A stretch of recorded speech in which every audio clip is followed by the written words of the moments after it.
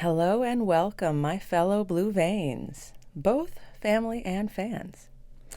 I'm back with another story, Tales of an Incognegro. Now, I know it's not exactly accurate, but it's a fun term, and I saw it on a book, and it was about passing, so why not?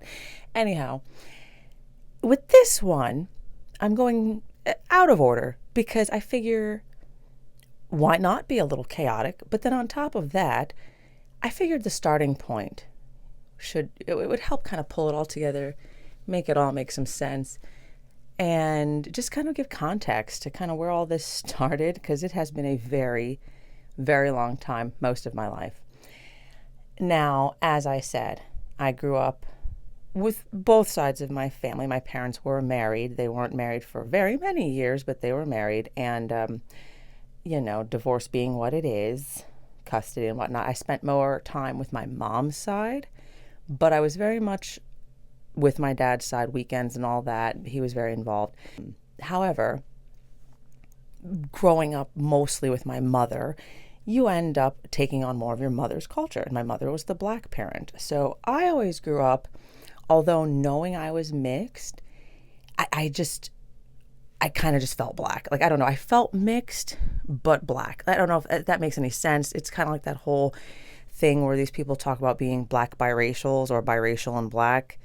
And it doesn't seem like it makes sense, but it's really just a cultural thing. So that's kind of how I grew up.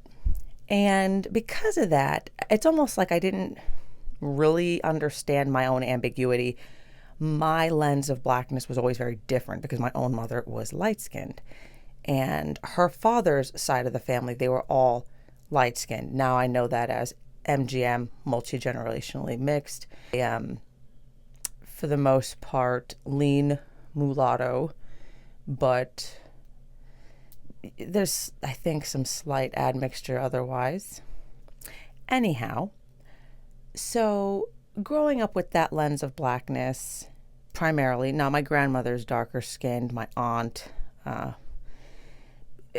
several other cousins, mostly people from my grandmother's side, my mother's mother. They're the dark-skinned people. My mother's father has the light-skinned people, all African-American. But because, my mother is my mother, and that's my closest representation of blackness, I always saw blackness more like, think, Tisha Campbell type, right? I had that picture as a representation of my mother in the first video. Now, do they look exactly alike? No, but it's that very similar type of black. So that was always my lens of what blackness was.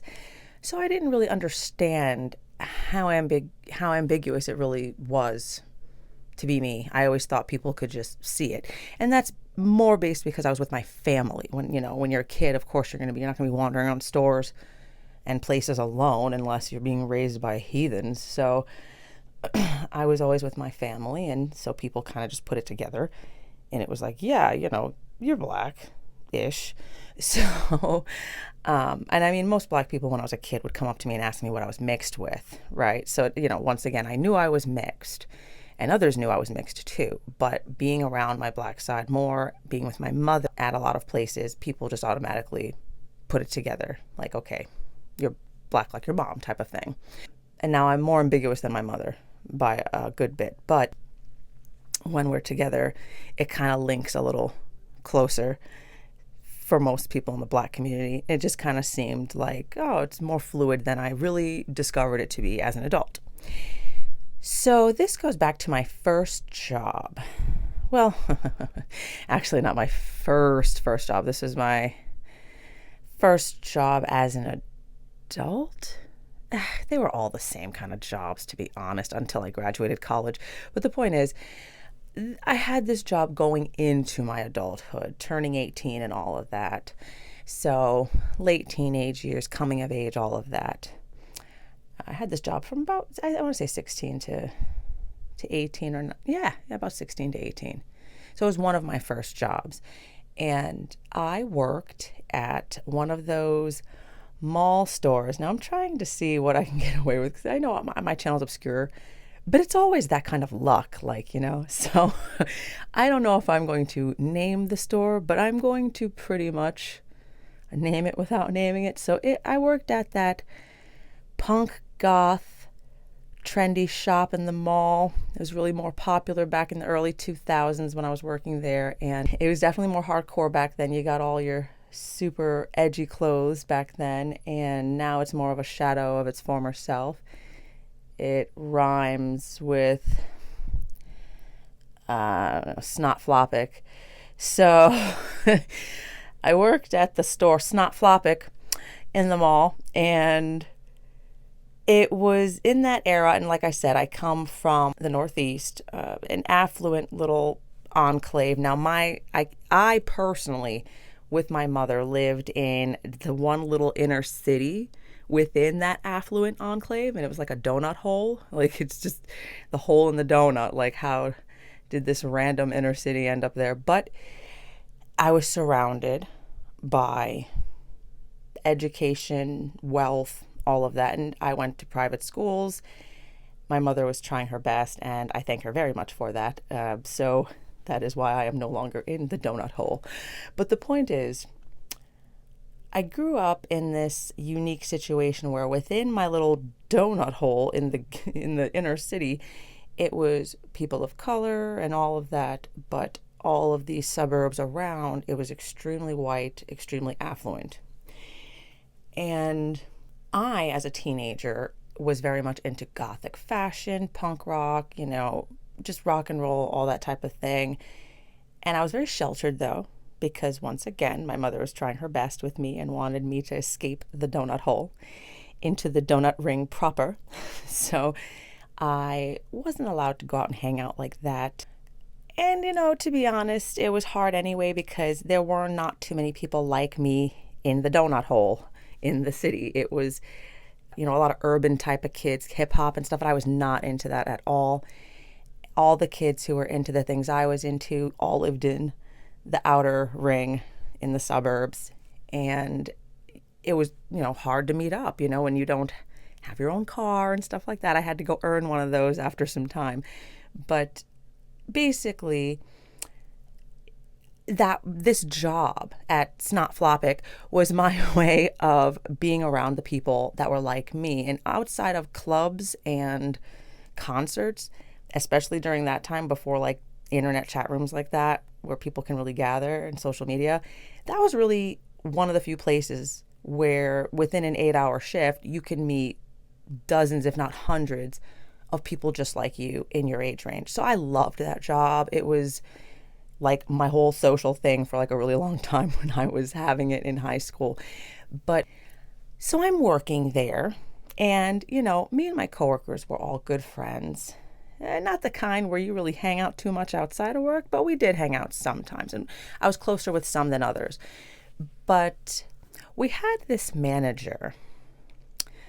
Oh boy, this woman. She you can tell even all these years later, just so annoying. But she was one of those like rockabilly types. If you know, you know. If you don't, I'm gonna show some pictures, of course, to, the whole mall goth aesthetic, of course. But, for her, she was rockabilly, more of like that vintage meets country meets rock and roll. That, pinup kind of style, but with lots of tattoos and stuff. Not a bad look, but she was not a good person. And she was fat. She was annoying. I'm going to get off of her. But the point is, her name was, let me see. It rhymes with schmoothy. So, I'm not really good at this.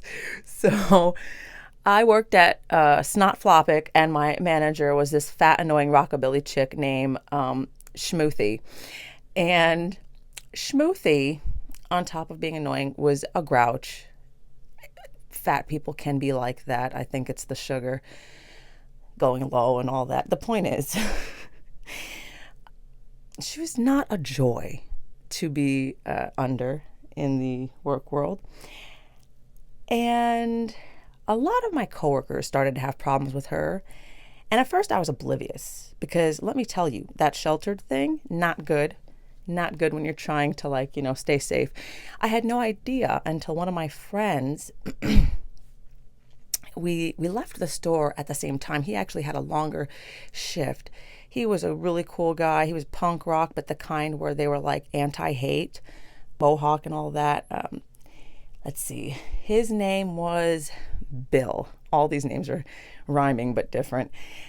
And Bill, I remember, offered to take me home this one particular day. They were like getting upset with each other. He like threw something down, went to leave, and took me home. And he was cussing up a storm on the ride. And I was wondering, oh God, what happened? And he was like, can you believe that Schmoothy had, those guys in the store? And I wasn't really sure at the time because, once again, I was just such a goody two-shoes. I was just folding my shirts and trying to make my sales and talk to the goth kids. I wasn't really focused like that, and I didn't really care about Schmoothy's people because I could not really stand her. We just know that after she had this boyfriend, he looked like a fatter, more out of shape Edward Norton in like American History X, but with more tattoos. Like a lot of tattoos. This guy was always coming in the store now because Schmoothy was all in love and whatever. And he would bring his friends, right? So these were these guys. And I, didn't really pay mind. I just knew that Schmoothy's boyfriend and his dudes would come around, and these dudes all were bald, right? Whatever. Well, Bill is getting very angry in the car, slamming fists, talking about those hateful neo-Nazis and how he can't believe that she has them posted up in the store.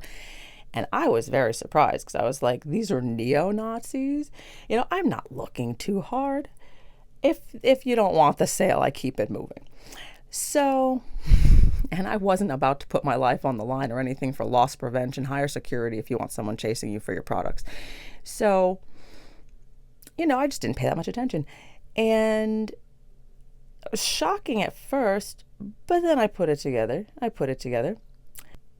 There was one time I remember I'm staying late to do a closing shift, and Schmoothy is talking about how her boyfriend, now I do not remember this man's name at all, but she was saying how her boyfriend was coming to the store and how if he talks to me and the subject comes up, to not mention that I'm half black. Like, she said that to me. And I remember being pretty shocked, and more shocked because growing up feeling like a black biracial because of my mom and being more with that side of the family, I didn't know it was an option. That was the first time actually in my life as an adult where I realized the passing phenomenon and how it was even a thing for someone like me, whether on purpose or accidental. And I remember thinking to myself, okay. And she was like, well, because, he hates black people and, he's half Puerto Rican though, and you're half Puerto Rican and you look entirely Puerto Rican. So just say you're Puerto Rican and, you guys will be great. And I'm thinking to myself, this is entirely unprofessional, but I'm a teenager, I don't really know what to do. Like I said, sheltered, like I have no idea what I should be saying or doing in this instance. So I'm just like, okay, Schmoothy.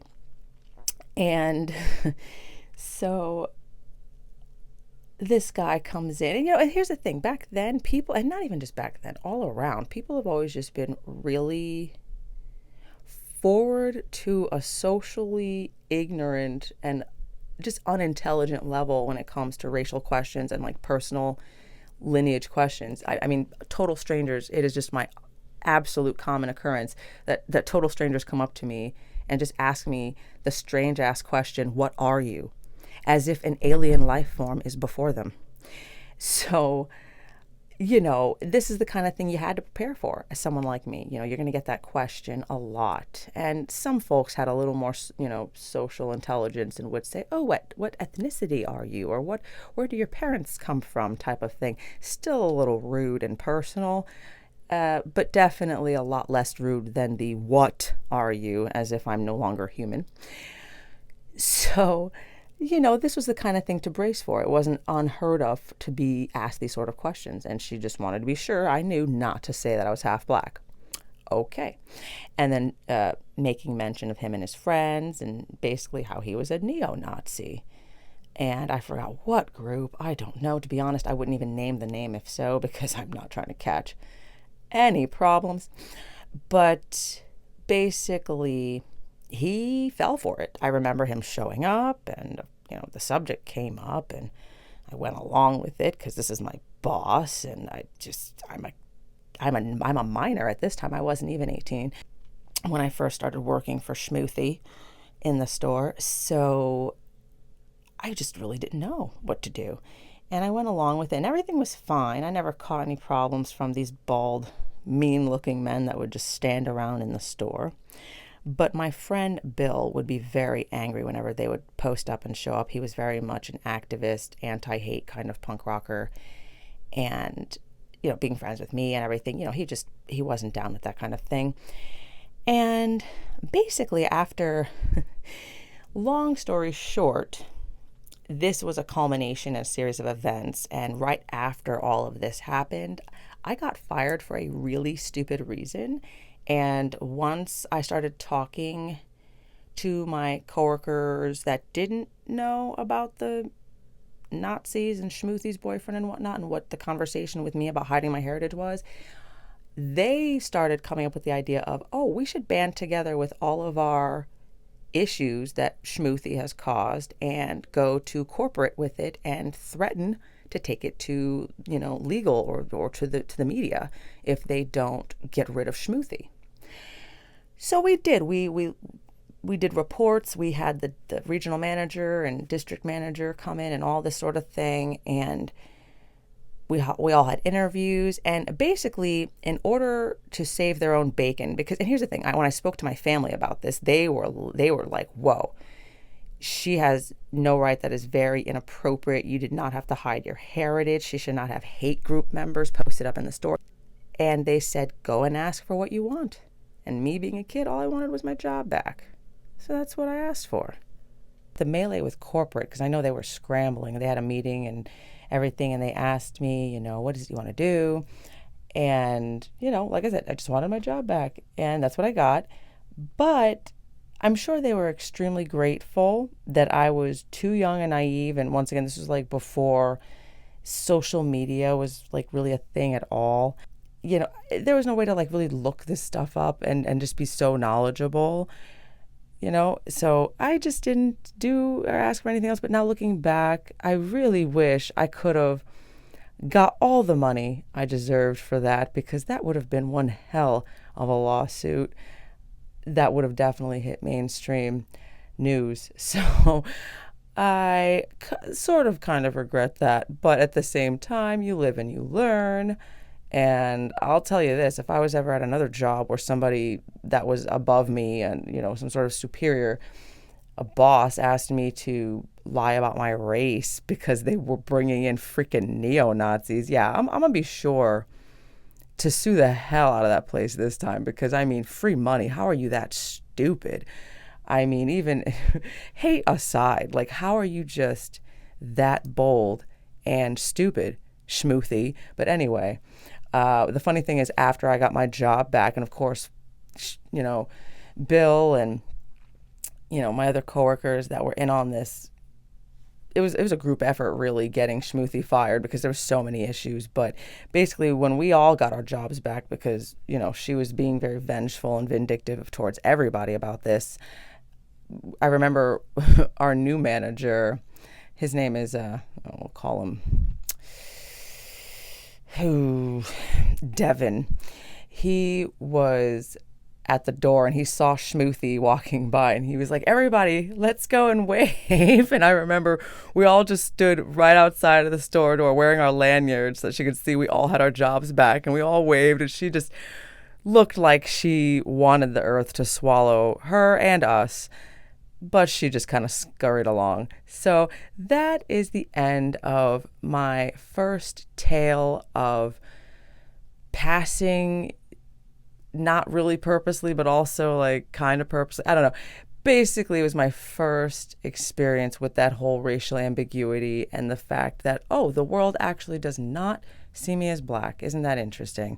So, and that paved the way for a long series of events because, like I said, I had that job before I went off, well, from high school into college. So once I had gone into the real world, I certainly encountered a lot more bull crap. So,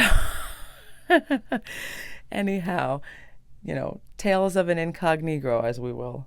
And I will see you, Blue Veins, next video. If you liked it, give me a like, subscribe, share, comment. If you ever had any issues like that, especially at the workplace, because that's insane, honestly, especially nowadays. I don't think companies nowadays would be that crazy. Like I said, how stupid you have to be. So, yeah, let me know if you've had any wild tales in your work journeys of any of this sort of racial, like I said, bullcrap. But anyway, till next time, Blue Veins. See ya.